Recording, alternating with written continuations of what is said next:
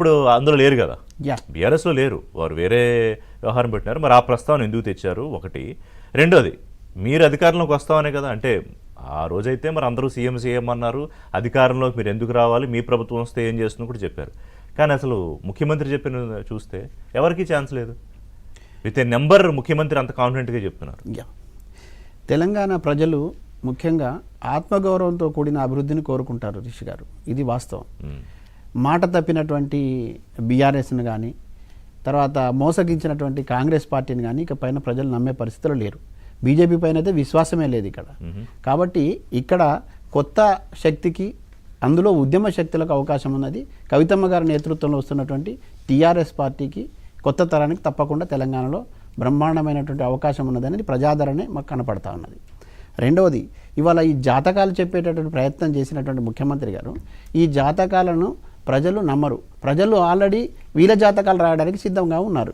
ఎవరైతే అబద్ధాలు చెప్పి అమలుకు సాధ్యం కాని హామీలు ఇచ్చి విస్మరించి ప్రజల్ని మోసగించినటువంటి వాళ్ళు ఉన్నారో వాళ్ళ జాతకాలను తిరిగి రాయడానికి ప్రజలు సిద్ధంగా ఉన్నారు. ఇక్కడ తమిళనాడులో మొన్న కొత్తగా రిపీట్ వచ్చినటువంటి ఫలితాలు ఇక్కడ రిపీట్ కావడానికి అవకాశం ఉన్నది. రెండవది, ఇవాళ ముఖ్యమంత్రి గారి మాటలు మాట్లాడిన దానిపైన చాలా అనుమానాలు ఉన్నాయి. ఇటు ప్రజల్లో ఉన్నాయి, రాజకీయాల్లో ఉన్నాయి. రాహుల్ కా నామ్ మోదీ కా కామ్ అన్నట్టుగా ఉన్నది మన రేవంత్ రెడ్డి గారి పరిస్థితి. రాహుల్ కా నామ్ మోదీ కా కామ్ ఎందుకంటే పేరేమో ఆయనది మోస్తున్నాడు, చేసే పనేమో మోదీ కనుసరణలు చేస్తున్నట్టుగా ఉన్నది. నేను సూటిగా అడుగుతా ఉన్నాను ఈ రాష్ట్ర ప్రభుత్వాన్ని, రాష్ట్ర ముఖ్యమంత్రి గారిని, ఇవాళ మీరు ఎన్నికల ముందు ఇచ్చినటువంటి హామీలు అమలులో మీరు ఒట్టేసే చెప్పారు కదా, ఎందుకు చేయలేకపోయినారు? రెండవది, ఈ డీలిమిటేషన్ సంబంధించిన అంశం వచ్చినప్పుడు దక్షిణాదికి దేవదూతలాగా మీరు వ్యవహరించే ప్రయత్నం చేసినారు కదా, దాంట్లో మేము ముందు పెద్దన్న పాత్ర పోషిస్తామని చెప్పినారు కదా, అట్లాంటి వాళ్ళు ఇవాళ ముందే పలాయనం ఎందుకు చిత్తగించినారు? ఇవాళ 119 స్థానాలు 182 అవుతాయనే విషయం మీకు ఎట్లా తెలిసింది? బీజేపీ నేతల కన్నా ముందే ఎట్లా తెలిసింది? తర్వాత 16 నుంచి 26 పార్లమెంటుకి వస్తాయన్న విషయం మీకు ఎట్లా తెలిసింది?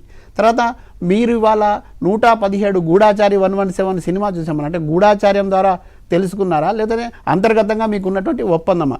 ఈ విషయాల్లో ప్రజల్లో ఉన్నటువంటి అనుమానాలను నివృత్తి చేయాల్సిన అవసరం ఉన్నది. మరీ ముఖ్యంగా రాహుల్ గాంధీ గారికి ఈ విషయం తెలుసా? రాహుల్ గాంధీ గారి మాట మీ మాట ఒకటేనా కాదా? ఇక్కడ తెలంగాణ ప్రజల్ని వంచినటువంటి బీఆర్ఎస్ పార్టీని బొందబెడితే లేవడానికి కూడా కుదరడం లేదు. మళ్ళీ మీరు మోసగించే పని చేయకూడదు అని చెప్తున్నా. ఎందుకు ఈ మాట అంటున్నానంటే 63 హామీలు సంబంధించినటువంటి విషయంలో కానివ్వండి, తర్వాత ఎన్నికల ముందు రైతులకు ఇచ్చినటువంటి మాట విషయంలో కానివ్వండి, పూర్తిగా మాట తప్పి ఉన్నారు కదా. మీరు అన్ని దేవుళ్ళ మీద ఒట్టేసినారు కదా, పోటీలు పడ్డారు కదా.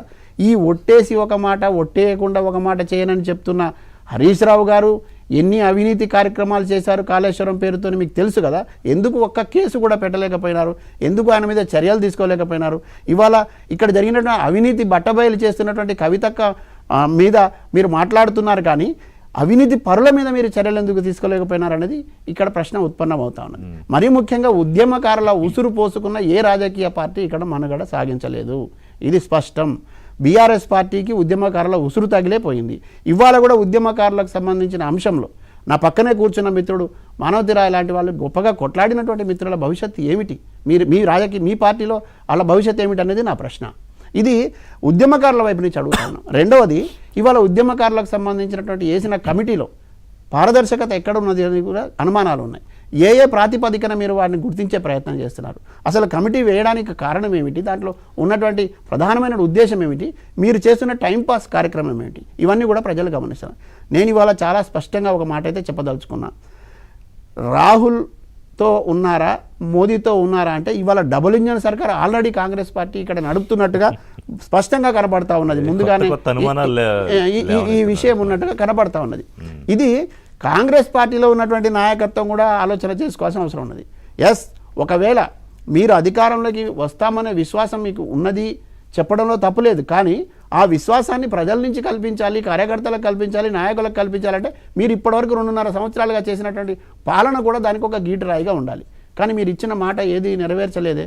కార్యకర్తలకు ఇచ్చిన మాట నెరవేర్చలేదు, నాయకులకు ఇచ్చినటువంటి హామీలు నెరవేర్చలేదు, ప్రజలకు ఇచ్చిన హామీలు నెరవేర్చలేదు. పైగా మళ్ళీ భవిష్యత్తు జోసెఫ్ మీరే చెప్తున్నారు. మీ భవిష్యత్తును ప్రజలు నిర్ధారించాలి కదా.